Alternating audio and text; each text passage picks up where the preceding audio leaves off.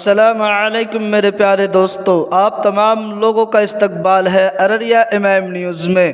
دوستو، مجلس اتحاد المسلمین کے دلی پردیش صدر جناب کلیم الحفیظ صاحب کا بہت بڑا بیان سامنے آیا ہے۔ دوستو، میں آپ کو آگے وہ ویڈیو بھی دکھانے والا ہوں جن ویڈیو میں مجلس اتحاد المسلمین کے دلی پردیش صدر جناب کلیم الحفیظ صاحب نے دلی MCD چناؤ کو لے کر کیا کچھ کہا ہے۔ دوستو آگے دیکھیے خاص رپورٹ۔ آج علی مرتبت سید امتیاز جلیل صاحب کو سننا ہے کہ متحد ہوگے تو کہلاؤ گے مومن غازی، اور منتشر ہوگے تو قسطوں میں صفایا ہوگا۔ اس فلسفے کو اپنے سینے سے لگا لیجئے۔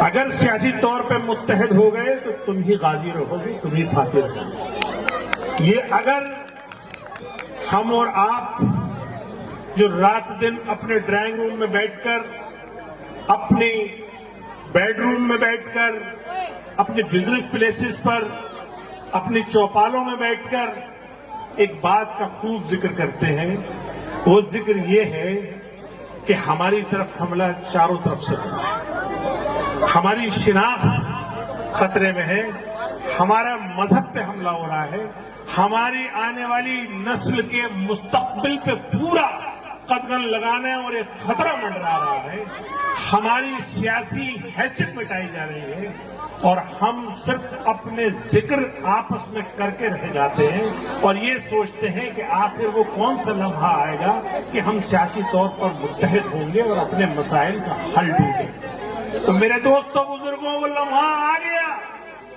وہ لمحہ یہی ہے۔ اس عظیم ملک کا جو نظام ہے وہ جمہوری نظام ہے، اور جمہوری نظام میں متحد ہونے کا، سیاسی طور پہ متحد ہونے کا یہی موقع ہوتا ہے کہ جب الیکشن ہو تو اپنی سیاسی بصیرت اور سیاسی اتحاد کا مظاہرہ کریے۔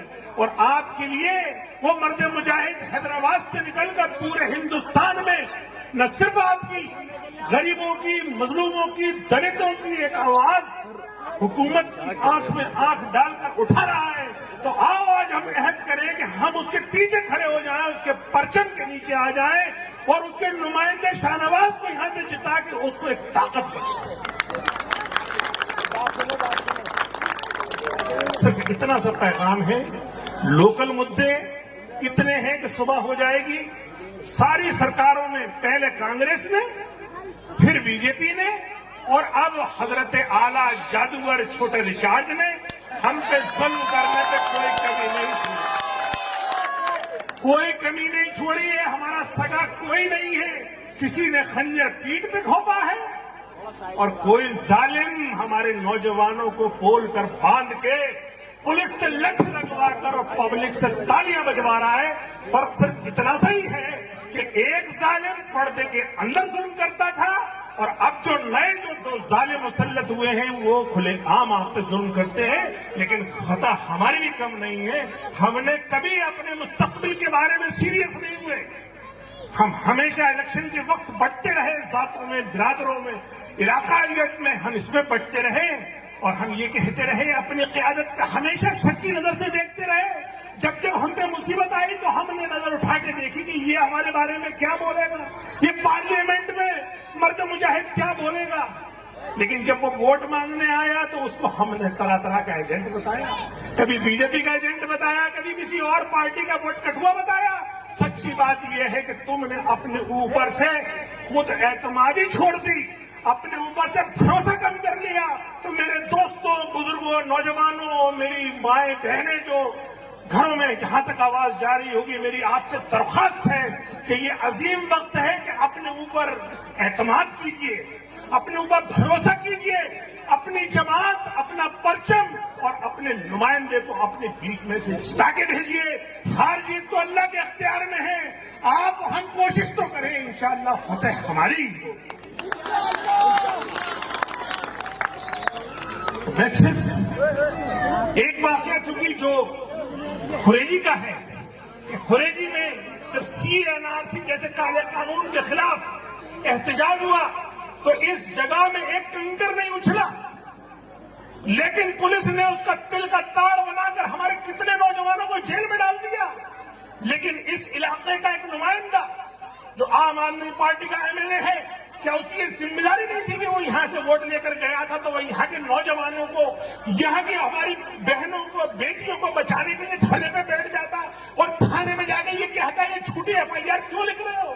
لیکن اس نے نہیں کیا، کیونکہ وہ یہ جانتا ہے، یہ پوری پارٹی جانتی ہے کہ یہ آخر کسی ایک پارٹی کو ہرانے کے لیے ووٹ کرتے ہیں یا خود جیتنے کے لیے ووٹ نہیں کرتے ہیں. تو میرے دوستوں بزرگوں، میری آپ سے یہ ادب درخواست ہے کہ اب سے شروع کریے خود جیتنا، اب سے شروع کریے اپنے پرچم کو، اپنی قیادت کو قائم کرنا. کیونکہ جب سن 58 میں حیدرآباد میں وہاں کے چند لوگوں نے یہ سوچا تھا کہ اس ملک میں اگر ایک طاقت بننا ہے تو پہلے سیاسی جماعت کو قائم کرنا ہوگا، اس لیے وہ آج 60 سال کے بعد اس طاقت پر آ گئے کہ پوری ہندوستان کو وہ ایک قیادت، ایک رہنمائی فراہم کر رہے ہیں. آپ کو چونکانے والا آنکڑا بتا دوں کہ حیدرآباد یعنی تلنگانہ میں مسلمان 12% ہے اور دلی میں مسلمان 15% ہے. لیکن حیدرآباد کی سیاسی بصیرت، ان کا سیاسی اتحاد ان کو آج پورے ہندوستان کے فلک پر ایک ستارہ بنا کے چمکا رہا ہے. اور ایک ہمیں دے دیے ہم 15% ہوتے ہوئے بھی سیاسی تنزلی اور سیاسی بے چارگی کی شکار بنے پڑے. تو اس لیے میرے دوستوں بزرگوں، آپ رزلٹ کی پرواہ کیے بنا بغیر اپنے آپ اپنا سیاسی اتحاد کا مظاہرہ کیجیے. آنے والی 4 دسمبر کو فجر نماز پڑھنے کے بعد آپ مجھ سے یہ وعدہ کیجیے کہ آپ اپنے 20 رشتے داروں کو فون کر کے، ان سے بات کر کے، ان کو آپ گھروں سے لے جا کر پولنگ بوتھ تک لے جا کر، چاہے آپ اپنے اسکوٹر پہ لے کے جائیں، رکشے سے لے کے جائیں، کار سے لے کے جائیں، ان کو لے جائیں گے، ان کا ووٹ ڈلوائیں گے اور ووٹ ان سے کہیں گے کہ پتنگ کے نشان پہ بٹن دبائیں. اور اتنا ہی نہیں، اس کے بعد باعزت طریقے سے انہیں پولنگ بوتھ سے لا کے ان کے گھر پر چھوڑیں گے. تب جا کے آپ کے یہ سیاسی اتحاد کا سفر شروع ہوگا. تو کیا ایسا کریں گے؟ مجھے ہاتھ اٹھا کے آپ لوگ وعدہ کیجیے کہ کیا آپ 4 دسمبر کے دن اپنی سیاسی اتحاد کا مظاہرہ کریں گے؟ ابھی مجھے لگ رہا ہے کچھ لوگ کم ہاتھ اٹھا رہے ہیں کہ کوئی شک بچا ہے کہ ابھی اور ذلیل ہونا باقی ہے. ابھی اس طرف سے ہاتھ نہیں اٹھ رہا ہے. میری آپ سے درخواست ہے، آپ ہاتھ اٹھا کے یہاں پہ وعدہ کر کے جائیے کہ حاجی شاہ نواز کی آپ ایک قوت بنیں گے اور یہی قوت مرد آہن بیرسٹر اسد الدین اویسی صاحب کو پہنچے گی. انہی الفاظ کے ساتھ میں اپنی بات ختم کرتا ہوں. وآخر دعوانا الحمدللہ رب العالمین. السلام علیکم.